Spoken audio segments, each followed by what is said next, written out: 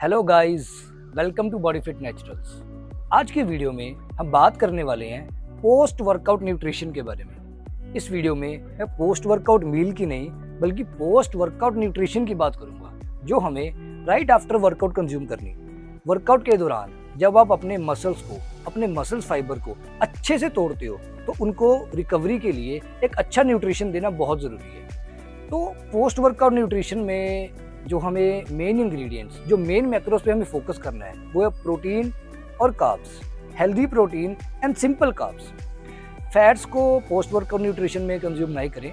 जो post workout nutrition के बाद पोस्ट वर्कआउट मील होगी 1 से 1.5 घंटे बाद, उसमें आप फैट्स, प्रोटीन एंड कार्ब्स का मिक्सचर, विटामिन्स, मिनरल्स को कंज्यूम कर सकते हो।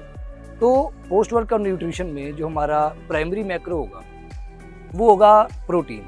अब प्रोटीन के कौन कौन से सोर्स हैं जो आप वर्कआउट के बाद कंज्यूम कर सकते हैं? एक तो है वे प्रोटीन, दूसरा है एग वाइट्स। अब वे प्रोटीन हमें कंज्यूम करना है 1.5 स्कूप, और एग वाइट्स, एग योक नहीं, मैं रिपीट करता हूँ, only egg whites. Egg whites आपको कंज्यूम करने हैं 8 से 10 एग वाइट्स, या तो 1.5 स्कूप वे प्रोटीन या 8 से 10 एग वाइट्स। अब मैंने 1.5 स्कूप वे प्रोटीन ही क्यों कहा, चलो बता ही देता हूँ। क्योंकि प्रोटीन हमारा बना होता है बहुत सारे अमीनो एसिड से, तो उसमें से एक अमीनो एसिड है ल्यूसिन, जो कि हमें 2.8 से 3 ग्राम चाहिए होता है अपने मसल प्रोटीन सिंथेसिस को ऑप्टिमल लेवल पर लेके जाने के लिए। चलो इतनी डिटेल में बात नहीं करेंगे, किसी और वीडियो में करेंगे। तो 1.5 स्कूप वे प्रोटीन या 8 से 10 एग वाइट्स, चाहे आप मसल बिल्डिंग पे हैं चाहे आप फैट लॉस पे हैं, इन दोनों में से कोई भी एक ऑप्शन आपको वर्कआउट के तुरंत बाद कंज्यूम करनी है। और दूसरे, अगर मैं मैक्रो की बात करूँ तो वो आपको कंज्यूम करना है कार्बोहाइड्रेट्स।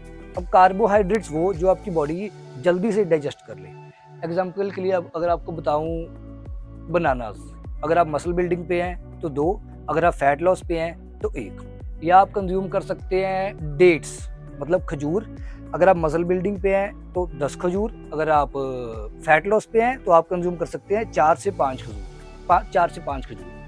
और आपको एग्जाम्पल के तौर पे बताऊं तो आप चीकू कंज्यूम कर सकते हो, और आप मैंगोज को कंज्यूम कर सकते हो। और रेफरेंस के लिए आप जा सकते हो www.bodyfitnaturals.com पे, जहाँ पे आपको post workout, lunch, breakfast, dinner काफ़ी ऑप्शंस मिल जाएंगी, जो कि आप कंज्यूम कर सकते हो अपनी अवेलेबिलिटी के हिसाब से, अपने टेस्ट के हिसाब से।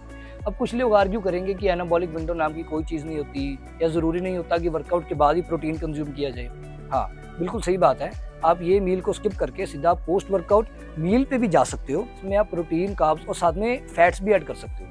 पर एक ऑप्टिमल तरीका है ग्रो करने का कि आप वर्कआउट के बाद प्रोटीन और कार्ब्स लो, जो आपकी बॉडी बहुत जल्दी से, बहुत अच्छे से डाइजेस्ट कर ले। और उसके 1 से 1.5 घंटे बाद आप एक अच्छी मील लो, like chicken and rice, eggs and roti, या और रेफरेंस के लिए आप साइट पे देख ही सकते हो। तो ये एक ऑप्टिमल तरीका रहेगा ग्रो करने का। इस पूरे मील की मैक्रो आपको स्क्रीन पे दिख रही होगी, मसल बिल्डिंग की और फैट लॉस की।